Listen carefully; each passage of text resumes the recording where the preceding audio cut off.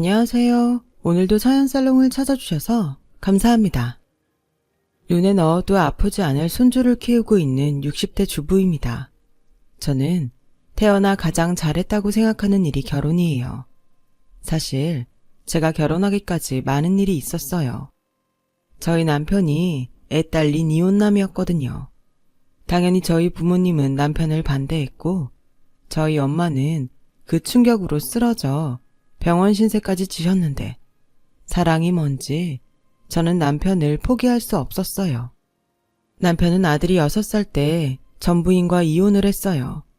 전부인이 원래부터 남자 문제가 많았었는데 반복되는 외도와 어린 아들을 홀로 방치해 남편이 도저히 참을 수가 없어 이혼했다고 하더라고요. 당시 바람을 피우고 있던 아내도 양육권을 포기하는 대신 돈 5천만 원을 해주면 다시는 아들 앞에 나타나지 않겠다고 협의를 해오며 각서까지 썼는데 문제는 그 모습을 어린 아들이 모두 보고 있었다는 겁니다. 선생님, 모정이라는 게 엄마가 아이를 사랑하는 거죠? 그런데요, 세상의 모든 엄마가 아이를 사랑하지는 않는 것 같아요. 여기서 선생님은 바로 저예요. 저는 당시 중학교에서 국어를 가르치는 선생이었고 아들이 있는 반의 담임이었어요. 그리고 중학교 3학년인 아들은 저희 학교에서 공부도 못하고 맨날 사고만 치는 소위 말하는 문제아였는데요. 저는 학기 초부터 유독 이 녀석한테 마음이 쓰였어요. 그래, 모든 이라고 단정 지을 수는 없지. 하지만 대체로 부모는 자식을 사랑해. 하물며 엄마는 자식을 낳았으니 그 사랑은 위대하지. 치, 위대는 무슨. 끝까지 책임질 것도 아니면 낳지를 말아야죠.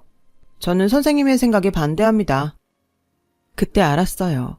자세한 사연까지는 모르지만 이 녀석에게는 엄마에 대한 상처가 있는 게 분명하다는 것을요. 그리고 그 녀석을 눈여겨보고 있는데 중간고사를 얼마 안 남기고 경찰서에 불려가게 된 일이 있었어요. 땡땡중학교에서 오셨습니까? 이 학생 담임선생님 맞으시죠? 네, 제가 저 학생 담임입니다.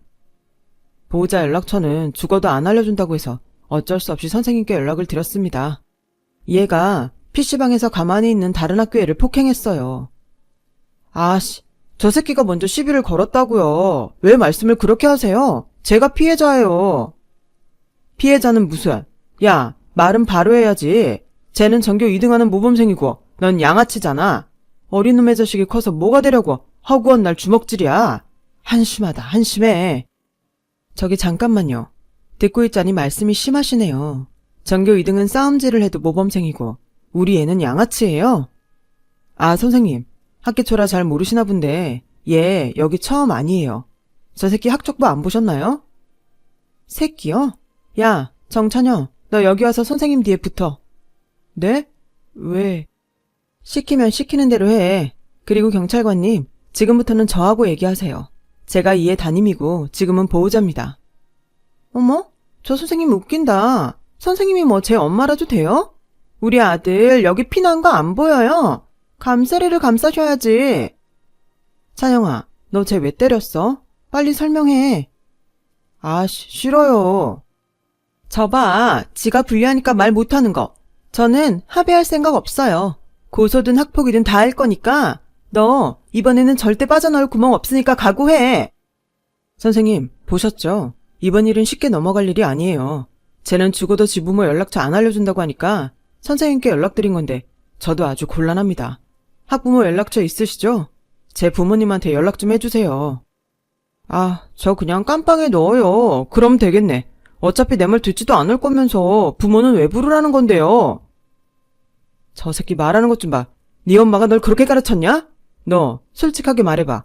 네 엄마도 너 포기했지? 그러니까 그렇게 문제를 일으켜도 한 번을 오질 않잖아.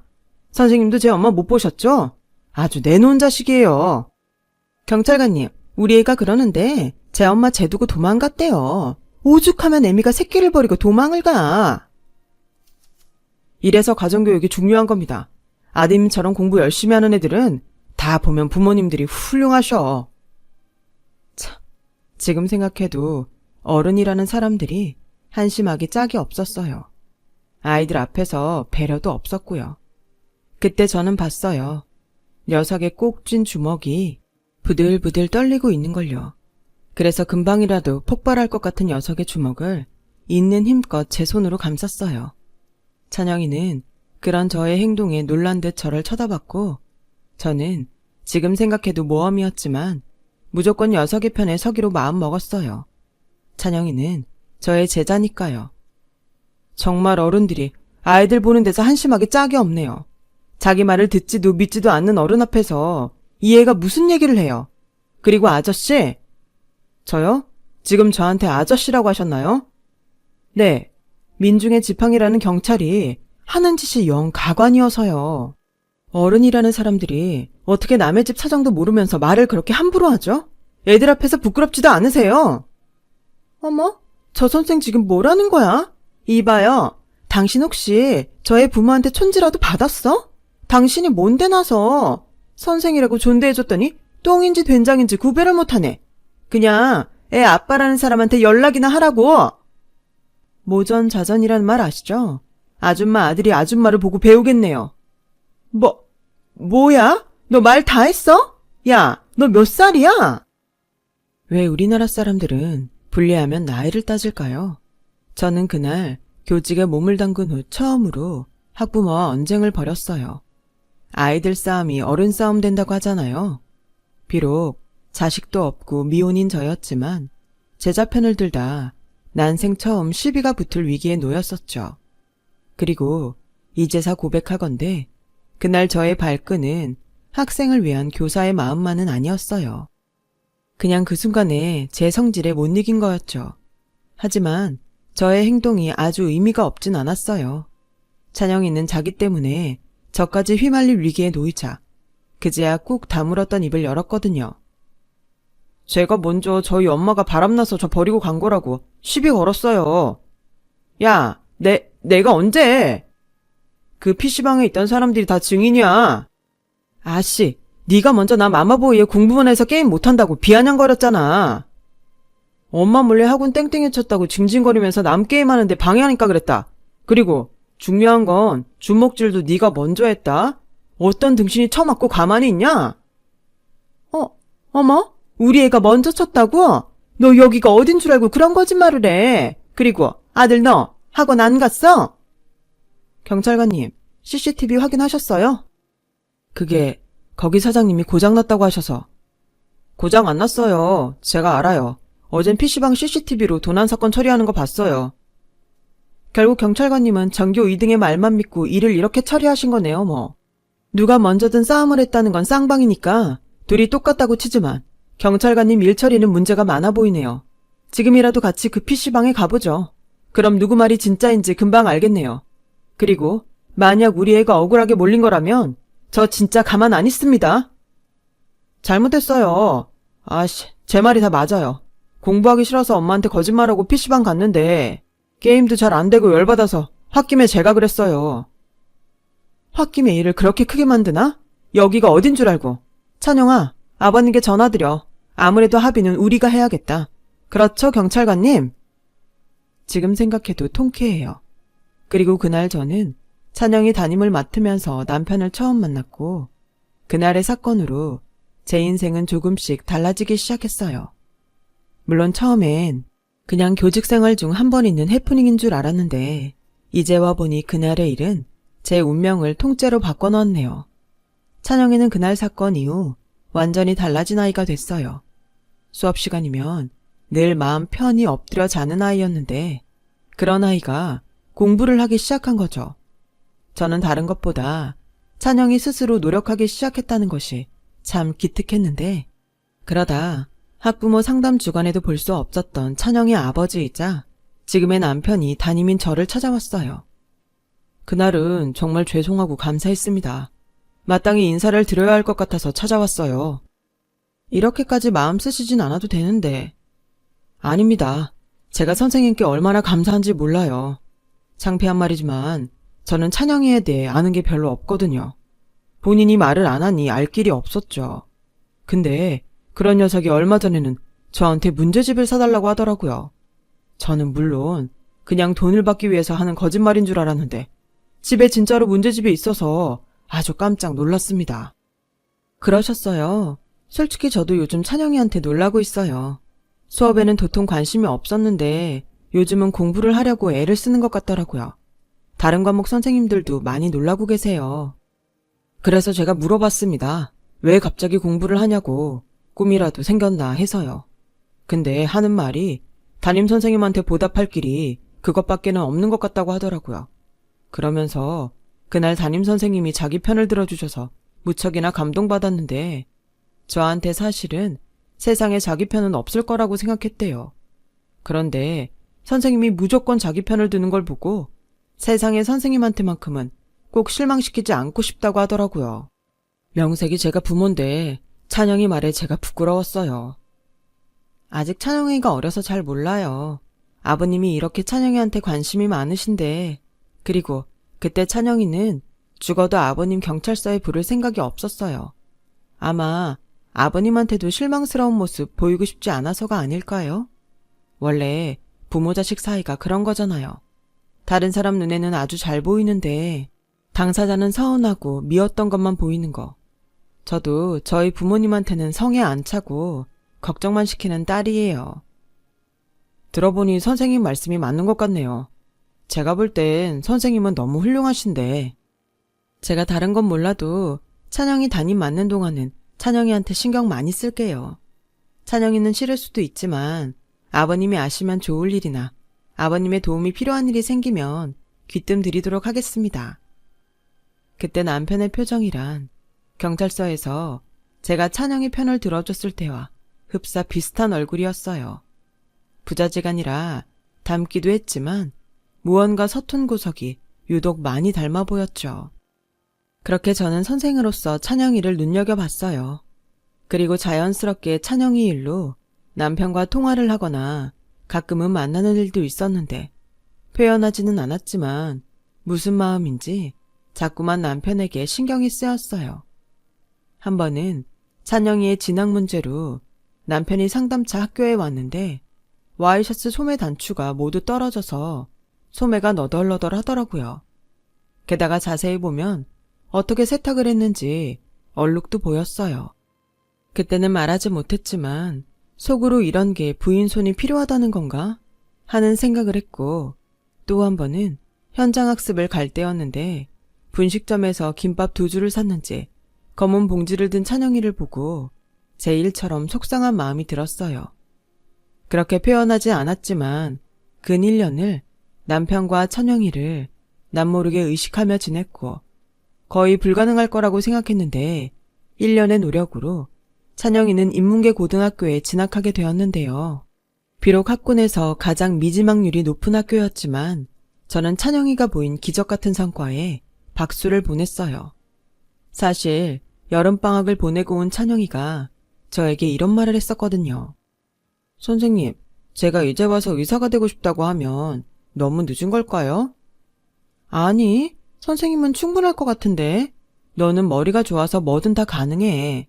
근데 왜 의사가 되고 싶은지 선생님이 물어봐도 돼? 그게 아빠를 행복하게 해주고 싶어서요. 세상에 공부 잘하는 자식을 싫어하는 부모는 없잖아요. 저는 꿈이 없으니까 아빠를 위해서 의사가 되고 싶어요. 거짓말. 너는 지금 선생님한테 네 꿈을 얘기한 것 같은데? 근데 찬영아, 다 좋은데 누구를 위해서 의사가 되지는 마. 선생님은 의사가 된 너의 미래가 너무 기대되는걸. 슈바이처처럼 훌륭한 의사가 되면 좋겠다. 솔직히 말은 그렇게 했지만 현실은 그렇게 희망적이지 않았어요. 하지만 이제 막 희망을 품게 된 아이의 마음을 꺾고 싶지 않았던 전 선의의 거짓말을 했고 나중에 찬영이가 실망할까봐 걱정을 했었죠. 하지만 저의 걱정은 하지 않아도 될 걱정이었어요.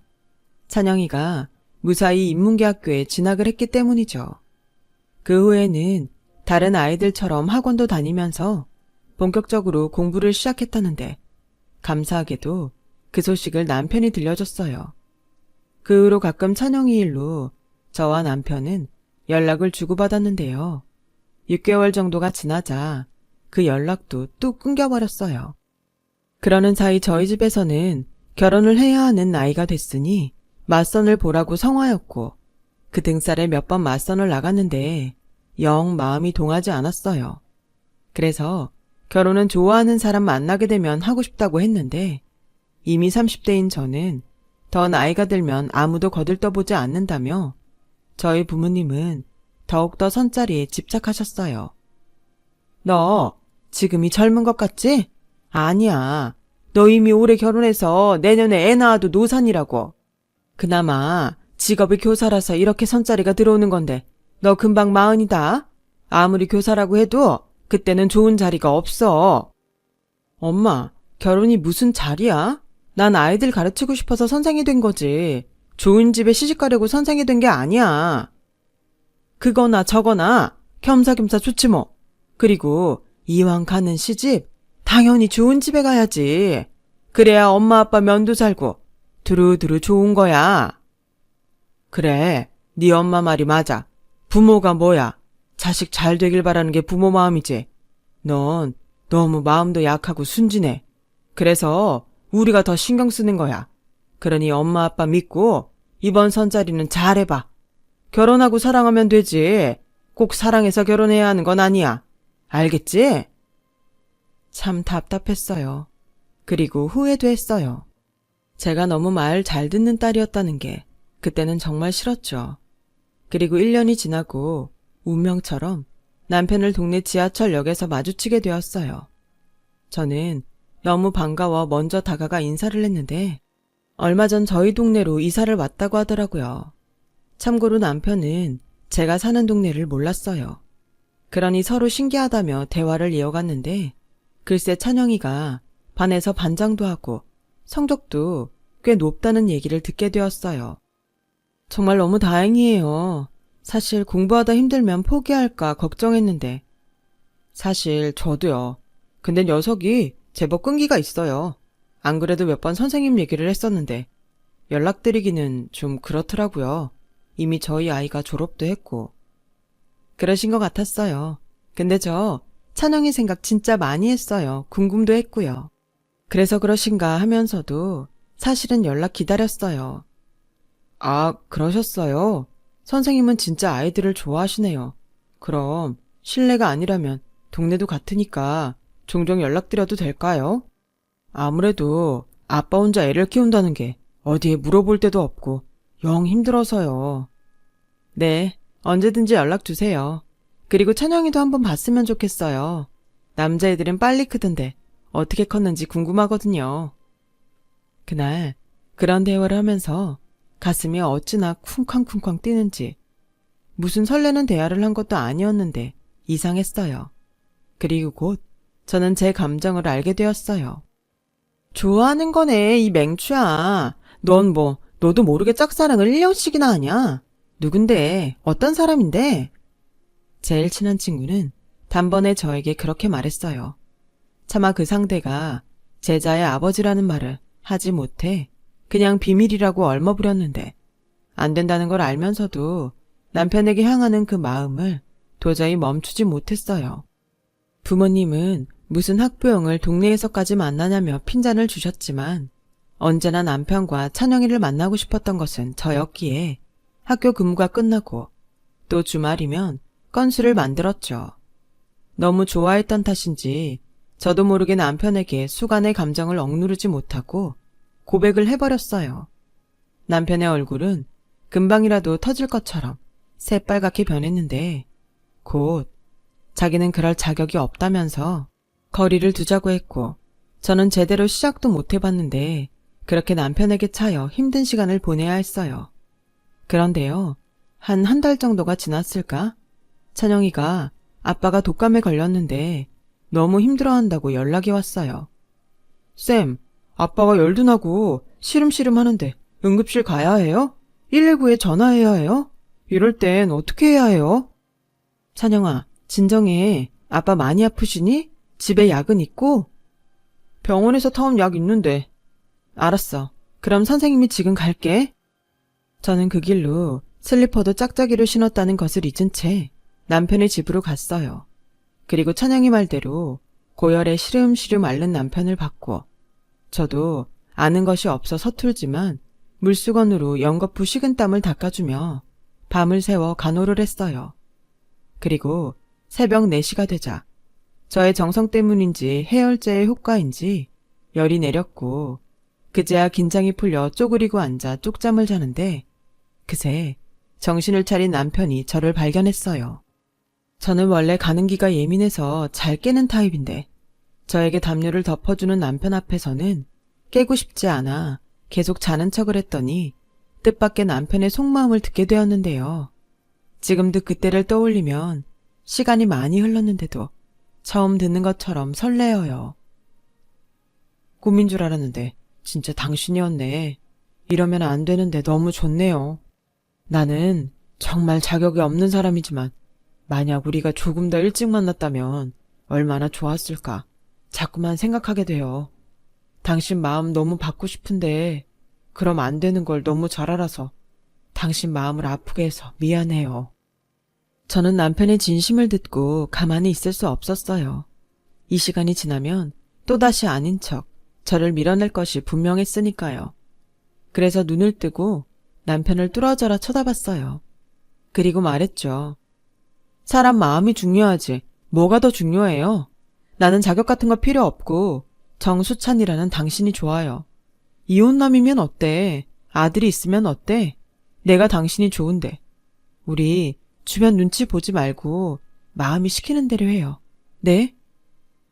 지금 생각해도 유치하지만 저는 자존심도 없이 또 한 번 남편에게 절절한 고백을 했고 그런 제 마음을 끝까지 외면할 수 없었던 남편은 제 마음을 받아줬어요.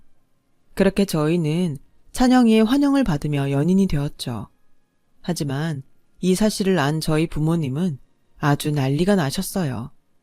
엄마는 쓰러져 응급실 신세까지 졌고 아빠는 저 같은 딸은 없는 셈 치겠다고 다 큰 자식을 쫓아내셨죠. 이 사실을 남편이 알면 또 저를 밀어낼까 두려웠던 저는 사귄 지 1년도 되지 않아 무작정 남편에게 결혼을 하자고 했어요. 결혼식도 필요 없고 그냥 혼인신고만 해도 좋다면서요. 저희 막무가내의 청혼에 남편은 당황했고 저에게 필히 일이 있음을 눈치챈 남편은 차근차근 저를 진정시키며 너무 이르다고 시간을 갖자고 했는데 그렇다고 차마 집에서 쫓겨난 저를 외면할 수 없었는지 자기가 부모님의 허락을 받겠다고 하더라고요. 우리 부모님 절대 허락 안 해. 오죽하면 자기 딸을 내쫓았겠어? 게다가 우리 엄마 쓰러졌는데 지금 가면 자기는 초죽음이야. 자기는 그렇게 남의 부모 마음은 잘 알면서 자기 부모님 마음은 모르냐? 또 설교한다. 그래, 몰라. 아니, 알아도 상관없어. 그러니까 내가 행복하길 바라기 때문이라는 소리는 절대 하지 마. 내가 행복할 길은 자기랑 결혼해서 내가 찬영이 엄마 되는 것뿐이니까. 나도 찬성. 정찬영, 너까지? 아빠는 박력이 없어. 이럴 때일수록 남자가 더 밀어붙여야지. 쌤, 오늘부터 우리 집에서 같이 살아요. 난 완전 좋은데?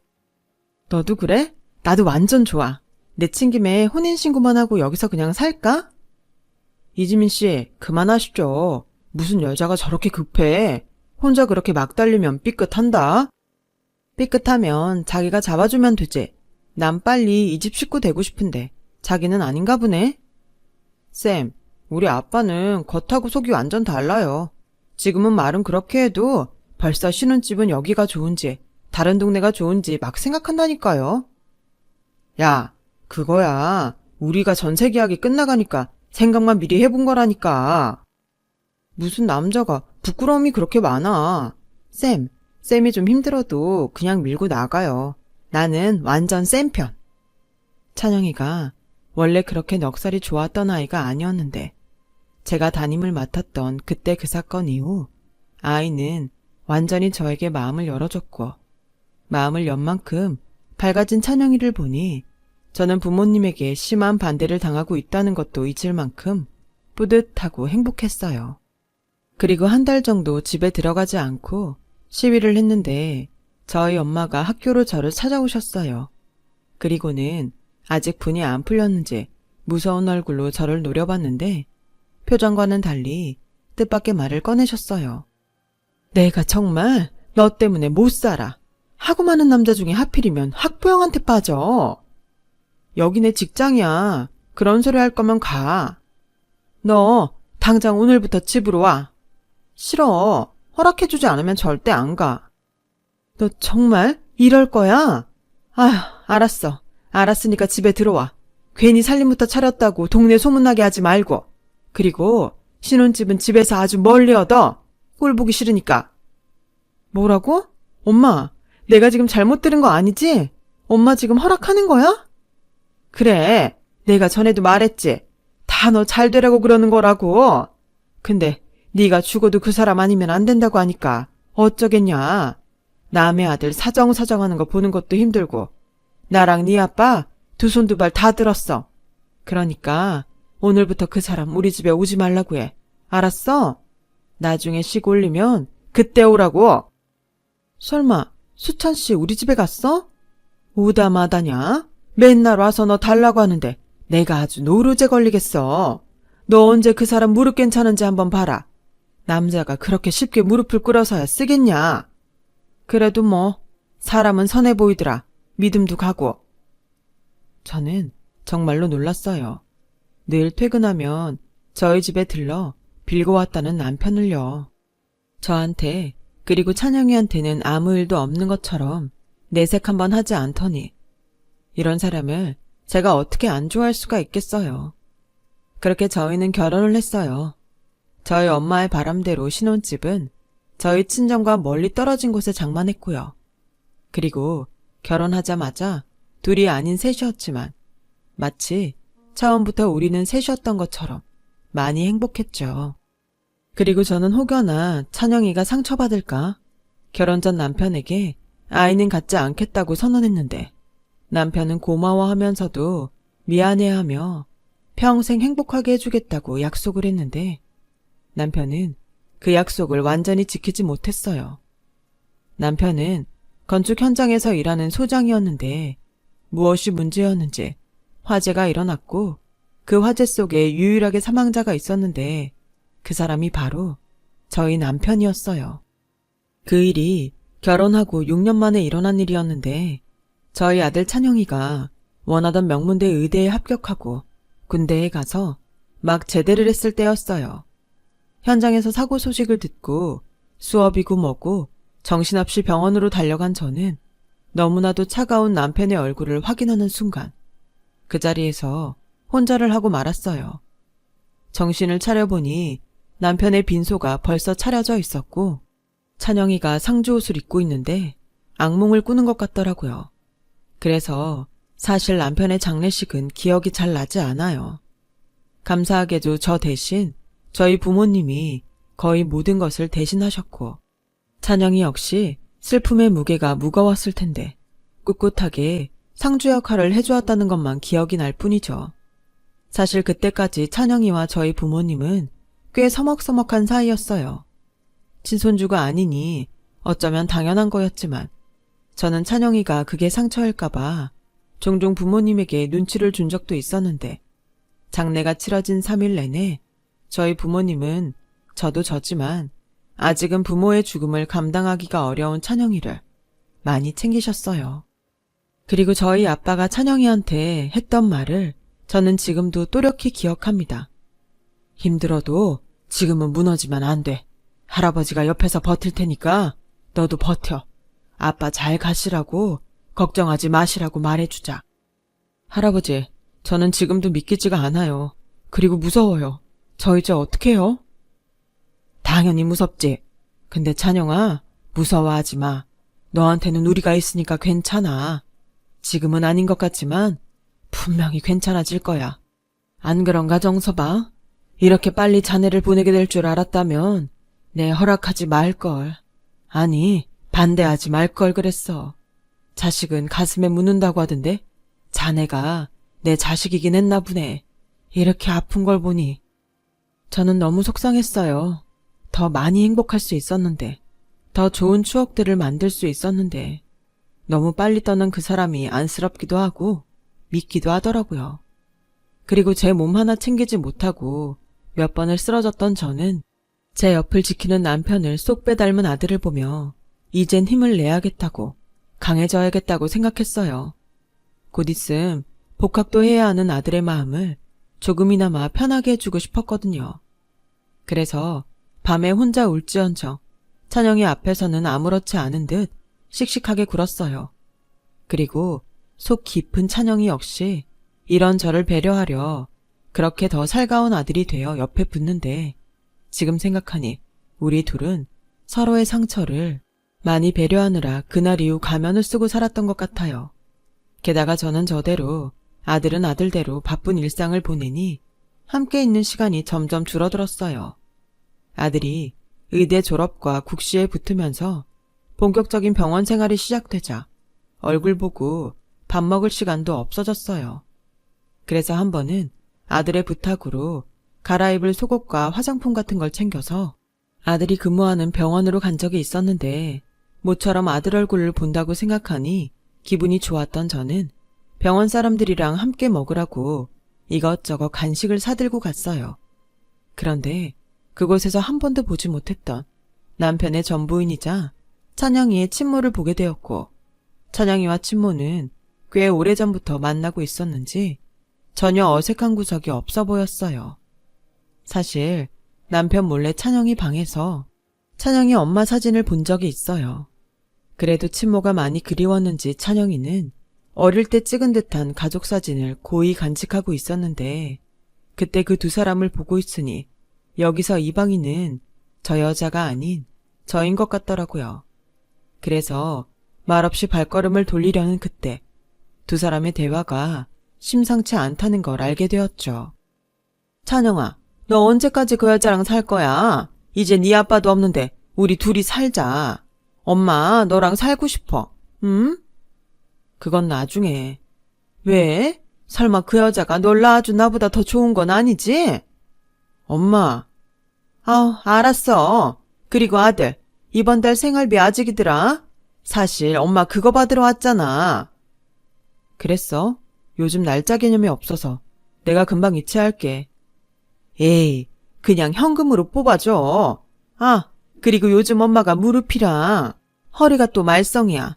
아무래도 수술을 해야 할 것 같은데 아들이 엄마 수술비랑 병원비 해줄 거지? 내가 아직 수입이 그렇게 많지 않아서 지금도 월급의 반 이상 엄마한테 주고 있는 거야. 성수동 엄마한테는 용돈 한 번 드린 적이 없는데 생활비에서 해결이 안 돼?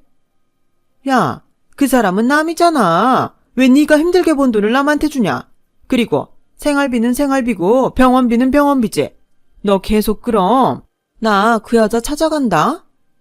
엄마, 그건 절대 안 돼. 내가 그거 하지 말라고 여태 생활비 주고 있는 거잖아.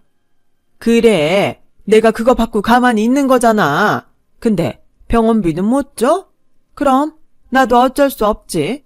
막말로 내 남편이랑 내 아들이랑 행복한 소꿉장난한 그 여자도 나한테 정신적인 위로금 같은 거 줘야 되는 거 아니야? 엄마도 참 양심도 없다. 엄마가 나랑 아빠한테 어떻게 했는데 이제 와서 그런 소리래. 거봐, 너 나한테 엄마 하면서도 사실은 그 여자를 더 엄마라고 생각하지? 난 이렇게 다 뺏겼는데 억울해서 그래. 그래서 돈이라도 왕창 뜯어야겠어. 그 여자 선생이라며? 그럼 퇴직금 빵빵 하겠네. 저는 참을 수 없었어요. 다른 건 다 참아도 내 아들 건드리는 건 도저히 참을 수 없더라고요.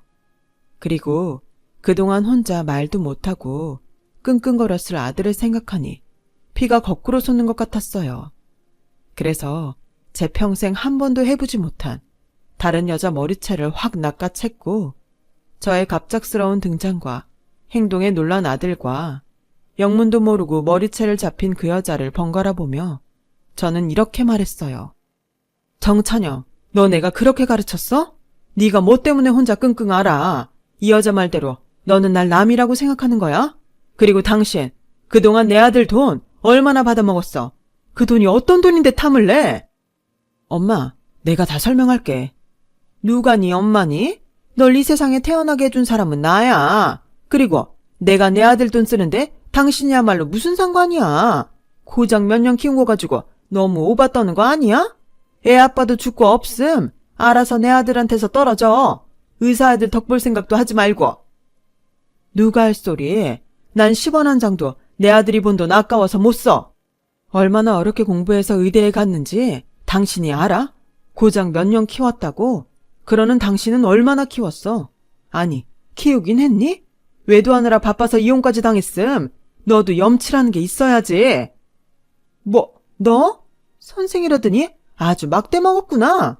난 잃을 거 없어. 내가 여기서 얘 쪽팔리게 난동 한번 제대로 부려볼까? 그래, 너 하고 싶은 대로 해. 근데 착각하지 마. 네가 아무리 찢고 까불어도 내 아들 안 쪽팔려. 왠 줄 알아? 너 같은 건 뭣도 아니니까.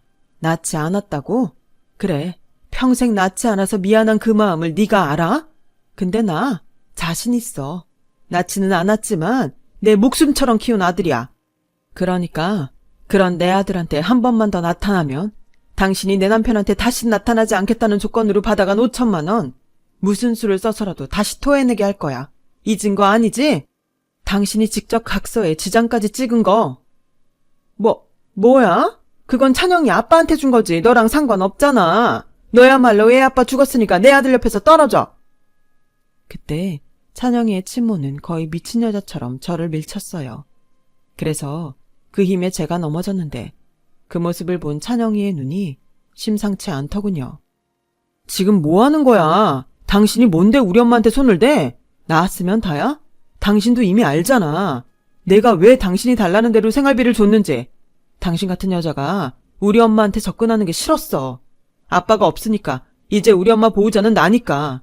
근데 당신의 욕심은 끝도 없네. 이젠 한 푼도 주지 않을 거니까 당장 꺼져. 뭐라고?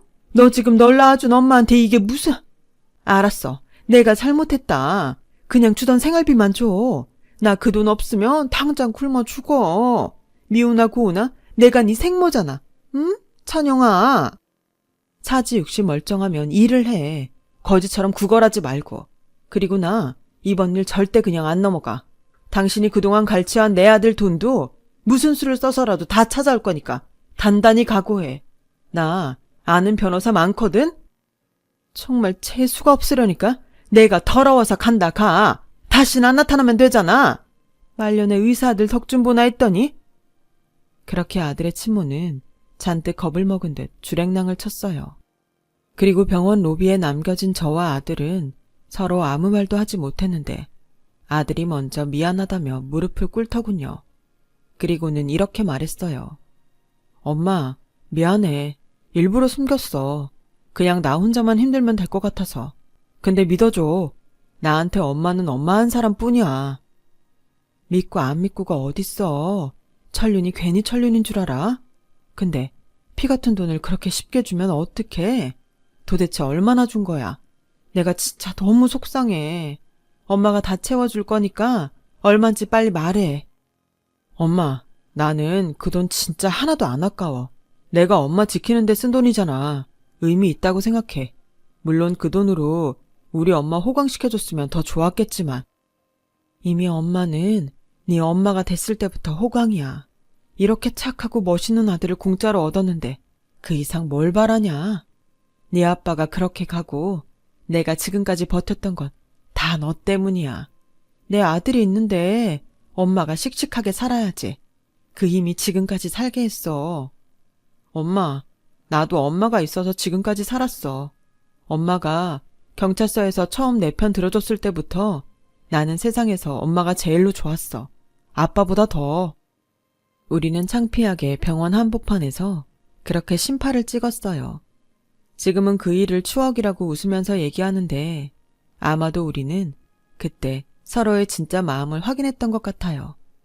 그리고 그 일로 배려하느라 썼던 가면을 벗어버리고 진짜 모자지간이 되었고 어릴 때 찍은 가족 사진을 여태 간직한 이유가 뭔지 뒤늦게 물어봤더니 나중에 친모가 약속을 깨고 나타나도 절대 그때의 일을 잊지 않으려 간직했다고 하는데 아들의 그 말이 제 가슴을 더 아프게 했어요.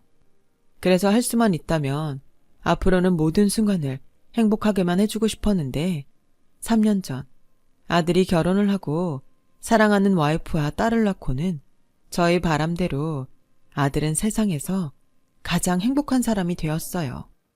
그리고 아들도 며느리도 모두 의사이다 보니 이제 돌이 막 지난 소녀딸은 저희 차지가 되었는데요. 누군가는 그러더군요. 퇴직 후 손녀나 보고 있으니 불쌍하다고. 그런데 그건 정말 모르는 소리예요. 이 조그맣고 귀여운 녀석이 커가는 모습을 매일매일 볼 수 있는데 이것과 바꿀 호사가 어디 있을까요? 그래서 저는 아주 당당히 말하고 다녀요. 교단에 섰던 예전보다 지금이 훨씬 더 행복하다고요. 그리고 언젠가 하늘에서 남편을 만나게 된다면 먼저 가서 못 누린 행복이 얼마나 많았는지 이 긴 이야기를 밤새도록 주렵니다. 지금까지 저희 이야기 들어주셔서 너무나도 감사드려요. 겨울이 가고 따뜻한 봄이 오듯이 여러분의 인생도 봄처럼 따뜻하길 진심으로 바라겠습니다. 여러분, 사연 댓글에 응원과 현명한 조언 부탁드려요. 좋아요와 구독은 저에게 큰 힘이 됩니다. 오늘도 좋은 일 가득하세요.